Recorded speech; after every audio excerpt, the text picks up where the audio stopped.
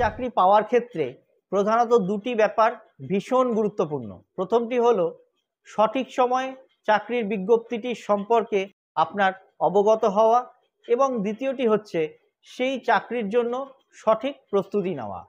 এই দুটোই পাবেন এখানে, অর্থাৎ আমি শুভ্র, আপনারা দেখছেন শুভ্রস একাডেমি। যেহেতু আমি প্রতিটি ভিডিওতে নিয়মিতভাবে সরকারি চাকরির বিজ্ঞাপনের পাশাপাশি সরকারি চাকরির প্রস্তুতির সম্পর্কেও আপনাকে অবগত করিয়ে থাকি, তাই যদি এখনও চ্যানেলটি সাবস্ক্রাইব না করে থাকেন তাহলে অবশ্যই সাবস্ক্রাইব করে নেবেন। আজকের বড় চাকরির খবর, পশ্চিমবঙ্গ সরকারের অধীন দামোদর ভ্যালি কর্পোরেশনে কিছু সংখ্যক পদে physiotherapist, junior pharmacist, junior chemist, junior nursing staff এবং জুনিয়র মাল্টিপারপাস হেলথ ওয়ার্কার নিয়োগের বিজ্ঞপ্তি জারি করা হয়েছে। যে সকল প্রার্থীরা এই পদগুলিতে চাকরি করতে ইচ্ছুক তারা ভিডিওটি সম্পূর্ণ দেখবেন, কেননা আমরা এই ভিডিওতে এই নিয়োগের ব্যাপারে বিস্তারিতভাবে এর খুঁটিনাটি বিষয়গুলি নিয়ে আলোচনা করব, তাই ভিডিওটি না কেটে সঙ্গে থাকার জন্য অনুরোধ করছি। দামোদর ভ্যালি কর্পোরেশন, যেখানে বাঁদিকে নোটিশ নাম্বারটি দেখতে পাচ্ছেন এবং ডান দিকে 19/6/2025 যে নিয়োগের বিজ্ঞপ্তিটি জারি করা হয়েছে, দেখুন লেখা আছে notice for engagement on contract basis of paramedical staff. যে কটি নিয়োগ করা হচ্ছে প্রত্যেকটি কিন্তু কন্ট্রাকচুয়াল বেসিসেই নিয়োগ করা হচ্ছে।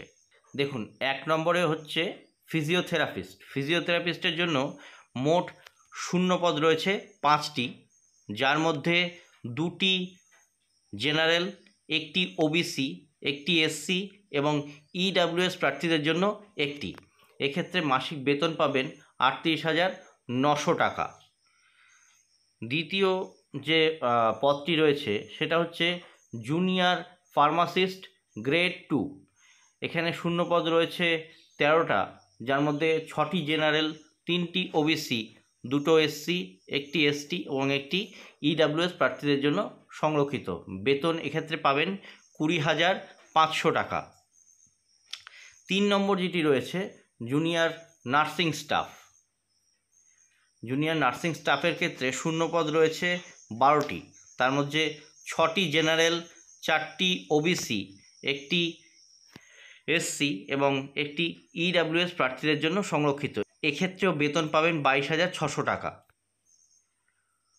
তারপরে জুনিয়র কেমিস্ট, এক্ষেত্রে শূন্য পদ রয়েছে 2টি, একটি জেনারেল ক্যাটাগরির জন্য রয়েছে এবং একটি ওবিসি ক্যাটাগরির জন্য রয়েছে।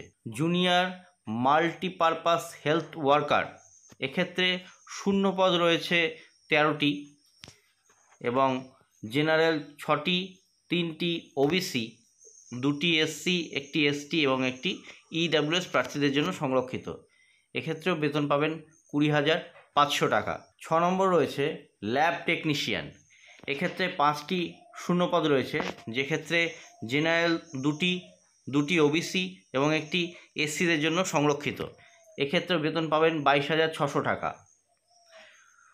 7 নম্বর জুনিয়র হেলথ ইন্সপেক্টর। এক্ষেত্রে শূন্য পদ রয়েছে 2টোই জেনারেল ক্যাটাগরির জন্য। এখানে সংরক্ষিত শ্রেণীর প্রার্থীদের জন্য আলাদা করে কোনো পদ নেই।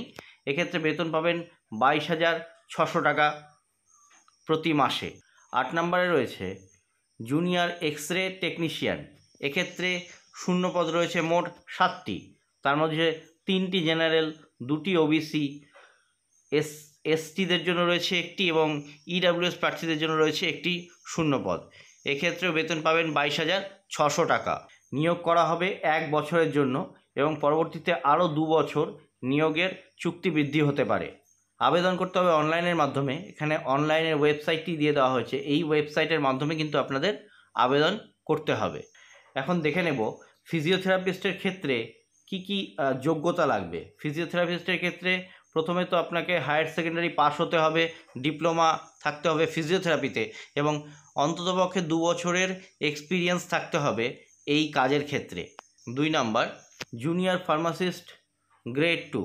ফার্মাসিস্ট গ্রেড 2 এর জন্য আপনাকে ট্রেসারশিপ এক্সামিনেশন পাস হতে হবে কিংবা আপনার 2 বছরের কাজের অভিজ্ঞতা লাগবে কোনো রেপুটেড নার্সিংহোম বা হসপিটালে। আর যে সকল প্রার্থীদের বি ফার্মা ডিগ্রি রয়েছে তাদের ক্ষেত্রে 1 বছরের অভিজ্ঞতা হলেই হবে।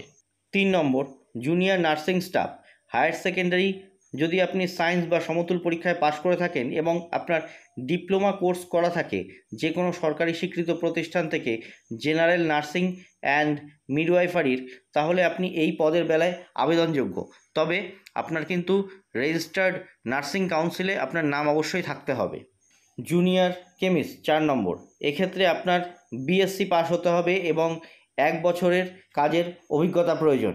জুনিয়র ল্যাব টেকনিশিয়ান, এক্ষেত্রেও আপনার সায়েন্স ব্যাকগ্রাউন্ড নিয়ে উচ্চ মাধ্যমিক পাস হতে হবে বা সমতুল পরীক্ষায় পাস করতে হবে এবং আপনাকে ডিপ্লোমা বা সার্টিফিকেট কোর্স পাস হতে হবে মেডিকেল ল্যাবরেটরি টেকনোলজিতে এবং 1 বছরের আপনার এক্সপিরিয়েন্স প্রয়োজন এই নিয়োগের ক্ষেত্রে। 7 নম্বর, জুনিয়র হেলথ ইন্সপেক্টর, এক্ষেত্রে আপনাকে সায়েন্স ব্যাকগ্রাউন্ড নিয়ে উচ্চ মাধ্যমিক বা সমতুল পরীক্ষায় পাস হতে হবে এবং হেলথ ইন্সপেক্টর কোর্সের ডিপ্লোমা বা সার্টিফিকেট কোর্স আপনাকে পাস হতে হবে আর তার সাথে প্রয়োজন 1 বছরের এক্সপিরিয়েন্স। 8 নম্বর, জুনিয়র এক্স রে টেকনিশিয়ান, এক্ষেত্রে যদি আপনি সায়েন্স ব্যাকগ্রাউন্ড নিয়ে হায়ার সেকেন্ডারি বা সমতুল পরীক্ষায় পাশ করে থাকেন এবং আপনার কাছে ডিপ্লোমা বা সার্টিফিকেট কোর্স করা থাকে এক্স রে টেকনিশিয়ান বা রেডিওগ্রাফি, তার সাথেই থাকে 1 বছরের কাজের অভিজ্ঞতা, তাহলে আপনি এই পদের বেলায় আবেদনযোগ্য।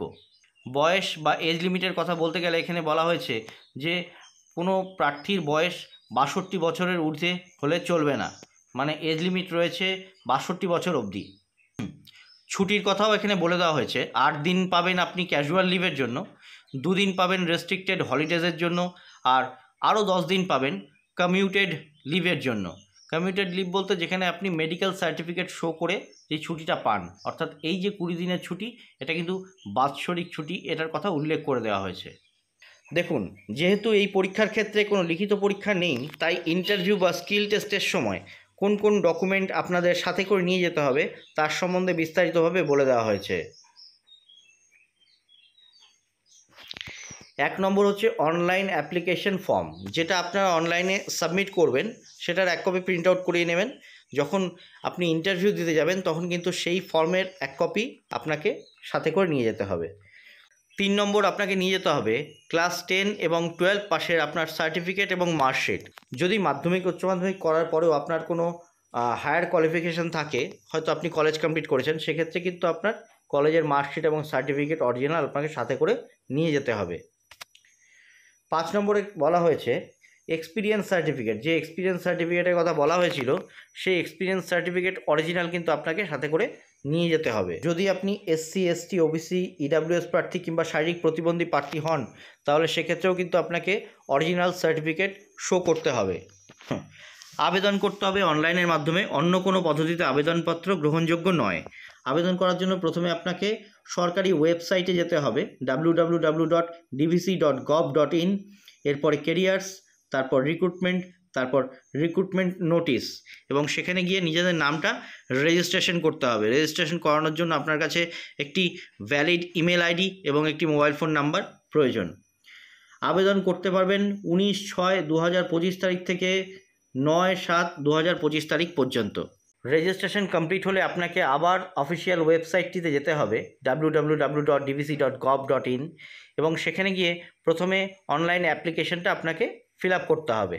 তারপর তার সাথে আপলোড করতে হবে আপনার ফটোগ্রাফ এবং সিগনেচার। 3 নম্বর ক্ষেত্রে আপনি প্রিভিউ করে অ্যাপ্লিকেশনটা দেখে নেবেন যে সমস্ত কিছু যে ডাটা আপনি ইনপুট করেছেন তা ঠিক আছে কি না। 4 নম্বরে আপনি সাবমিট বাটনটা প্রেস করে দিলেই আপনার অ্যাপ্লিকেশনটা সাবমিট হয়ে যাবে। অবশ্যই একটি কপি প্রিন্ট আউট করিয়ে নেবেন।